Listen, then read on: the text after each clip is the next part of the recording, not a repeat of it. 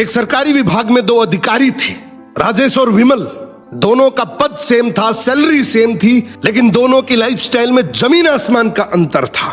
राजेश अपनी ईमानदारी के लिए जाना जाता था। वो पुरानी बाइक से ऑफिस आता, सादा कपड़ा पहनता और महीने के अंत में बजट संभालना पड़ता था। इसकी सबसे बड़ी कमाई थी पीस ऑफ माइंड। इसका सर जैसे ही तकिए पर पड़ता तुरंत नींद आ जाती। दूसरी तरफ ये विमल भाई साहब, इनका जिंदगी का बस एक ही मूल मंत्र था, मौका मिले और पैसा ना खाए वो ही मूर्ख है। उसके पास आलीशान गाड़ी, पोस्ट इलाके में बंगला और हर फाइल के बदले टेबल के नीचे मोटा लिफाफा। गरीबों की पेंशन, विधवाओं की सहायता, हर जगह उसने अपना हिस्सा काटा। विमल अक्सर राजेश का मजाक उड़ाया करता था। राजेश तो ये ईमानदारी का चोला पहनकर जिंदगी भर साइकिल ही चलाता रहेगा, मुझे देख 5 साल में सब कुछ बना लिया। राजेश बस मुस्कुराकर कहता, मैं नींद कमाता हूं तो बिस्तर। अब कर्म का हिसाब देर से खुलता है, लेकिन जब खुलता है तो ब्याज सहित लौटता है। विमल के बेटे का जन्मदिन था, तोहफे में उसने बेटे को एक महंगी सुपर बाइक दी। वही बाइक जो रिश्वत के पैसों से खरीदी गई थी। उसी रात बेटा नशे में बाइक चला रहा था, भीषण एक्सीडेंट हुआ। विमल का फोन बजा, उसके होश उड़ गए। डॉक्टर बोला आपका बेटा कोमा में है, हालत गंभीर है, कई सर्जरी होगी, लाखों का खर्च आएगा। विमल चीख पड़ा, पैसे की चिंता मत करो, बस मेरे बेटे को बचा लो।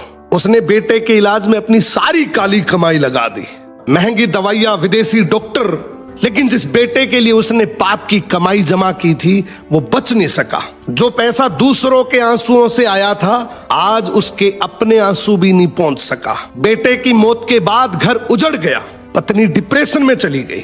विमल को दिल का दौरा पड़ा, बंगला फूटा, मकान बन गया। पैसा अब दवाई और वकीलों की फीस में जा रहा था। और एक दिन अचानक राजेश से मुलाकात हुई। विमल रोते हुए बोला, राजेश तू बिल्कुल सही था, मैंने जहर इकट्ठा किया था और उसी जहर ने मेरा घर जला दिया। भभकती आवाज में बोला, यार मैं अपने बेटे का कातिल हूं। जिंदगी में याद रखना, हराम की कमाई हराम के रास्ते से ही जाती है। ये रील टैग करो उस दोस्त को जो सरकारी कर्मचारी है। अगर वो ईमानदार है तो इस रील को देखने के बाद वो बहुत खुश होगा। सीता के रखवाले राम थे, जब हरण हुआ तब कोई नहीं। द्रौपदी के 5 पांडव थे, जब चीर हरण हुआ तब कोई नहीं। दशरथ के 4 दुलारे थे, जब प्राण तजे तब कोई नहीं। रावण भी शक्तिशाली थे, जब लंका जली तब कोई नहीं।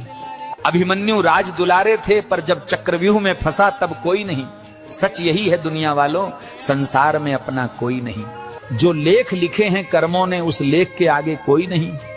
तो केवल कर्म ही अपना है, कर्म को सुधारो।